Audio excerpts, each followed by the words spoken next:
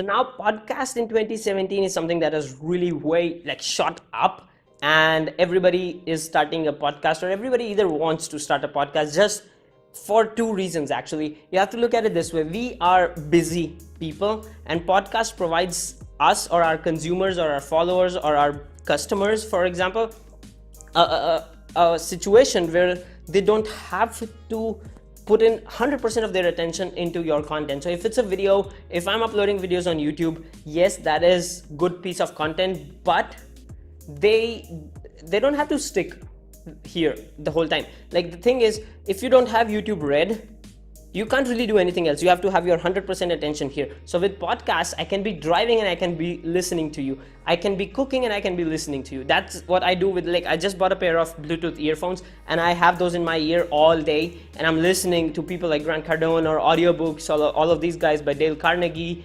And Stephen Hawking is somebody whose book I downloaded on Audible. So that's the key. What we want to do is we want to start a podcast because we want to improve the convenience for our listeners, or for our viewers, for our followers or customers. And podcast increases the convenience for them, and they value you for that. So when we want to start a podcast, we want to look at the few simple things that we actually do when we are trying to build a brand on social media. It's the same mentality.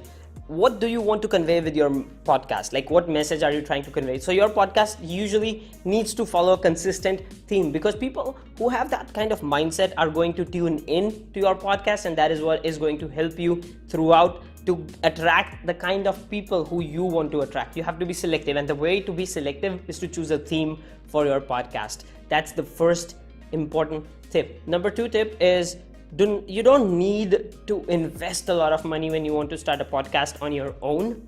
And that this is something I am an equipment junkie. So coming from me, it's a big deal because I love buying equipment. So also the reason of all of that is, if I'm starting a podcast, I personally know I'm going to do it for years to come. So I am willing to invest that money day one, because I want to convey that message of quality from day one. But if you don't have the money right now and you want to get into it and you want to try it out, you want to see if podcast is the thing that you should do consistently, and if you feel okay about it, then you can even record a podcast from the microphone of your phone. I know a lot of people doing that, and they're good podcasts, because the thing with podcast is the content really matters. With Facebook posts, with videos, sometimes because there's a visual element, so even if the content is not as interesting, people are going to tune in still. But with podcast, you don't have an option. So if your content is good, nobody really thinks of that, oh, did you record it on your iPhone? You don't really go and ask somebody, I loved your podcast. Did you use Heil PR40 or did you use Audio Technica ATR 2100? You don't ask those people. All you do is dude, your podcast is amazing. I love the episode you did with this person. You value the content much more than the equipment it was recorded on. Yes, if you're an equipment junkie, you might be able to notice those things. But for normal people like me, I can't make out a difference of what a professional studio microphone and a normal microphone is, from an audio perspective. So I'm completely fine with using a moderate quality of microphone for my podcast. And that's what you want to do. You want to start simple, and you want to see what works for you, what does not, and then expand on it if you want to really invest. So coming from on exactly on that point, I really think you should invest into a podcast, but you have to make a promise to yourself that you'll do it consistently no matter what. You won't stop. So consistency matters with podcasts, and this is our next point. Consistency matters, as with any other social media platform and developing a following. If it's YouTube, consistency matters. If it's Facebook, consistency matters. If it's podcasts, SoundCloud, all of those, consistency matters. So once you have decided the theme of your podcast, you want to think at the equipment, and I already talked a little bit about the equipment. I'm going to skip this point. I'm going to come down to what platform or what service you should get. So there is service. Libsyn is one of the highly used ones. There's SoundCloud, Spotify, iTunes. So iTunes won't directly let you put your podcast onto iTunes. So the way I do with my Smart Brandology podcast is I host it on SoundCloud and I link that to iTunes, and you can listen to my podcast on iTunes because of that. So that's the whole thing. You want to find a service. So the thing with that is, if we have a WordPress website and we upload our audio files to there, in case we have heavy traffic, our site can crash. So you're going to use dedicated media hosting services. So Libsyn, for example, is one, and you can embed their player within your site, and same goes for SoundCloud. So I put up an RSS feed within my website through the SoundCloud feed.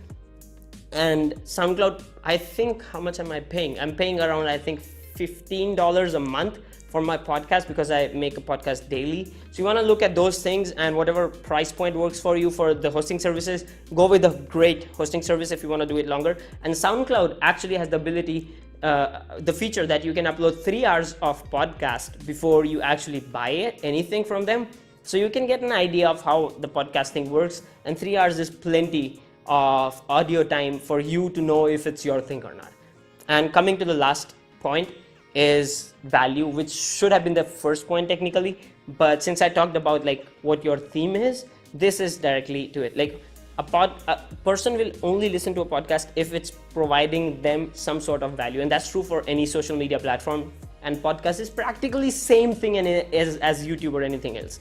If your content is providing consistent value to people, they're going to tune in and they're going to follow your podcast, and they're going to be there to listen to you in their ears all the way when they're driving or something of that sort. So you have to look at it, what value you're providing them. It can be entertainment, it can be tips, it can be inspiration, it can be motivation, anything. And there's Addicted to Success, there's Lewis Howes, there's Tim Ferriss, there's Gary Vaynerchuk. These guys, from inspiration to learning new things, anything can work on a podcast. There are tech people, there are people talking about sex and all of these things on podcasts. So these guys have huge followings as well. So you want to see what kind of theme works for you and what kind of value you can provide to people, and take that to build your podcast up. And make sure to subscribe to the channel if you want to know more tips about social media, branding, creativity. And in case you have specific questions that you want me to answer, make sure to leave them in the comments below. I'm going to see you in the next video. Till then, ciao.